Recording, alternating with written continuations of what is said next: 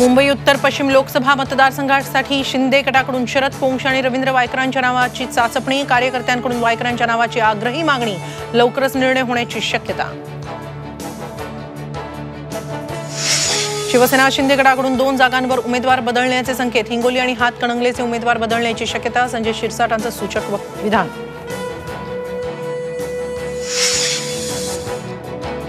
धाराशिव लोकसभा उमेदवाराबाबत मोठा ट्विस्ट, भाजपा आमदाराची पत्नी अर्चना पाटील राष्ट्रवादी अजित पवार गटाकडून लढणार, सूत्रांची माहिती, दीर ओमराजे निंबाळकर विरुद्ध भाऊजे सामना।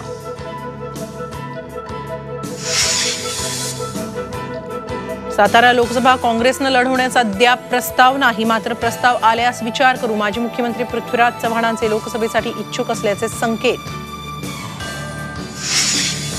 वंचितनं काँग्रेसला 7 जागांवर पाठिंबा दिल्यास अकोल्याच्या जागेवर पुनर्विचार करू, हायकमांडला कळवल्याचं वडेट्टीवारांचं वक्तव्य। नांदेडमध्ये अशोक चव्हाणांची गाडी फोडण्याचा प्रयत्न, नांदेडमधला हल्ला हा मराठा चळवळ बदनाम करण्याचा प्रयत्न, अशोक चव्हाणांचा आरोप।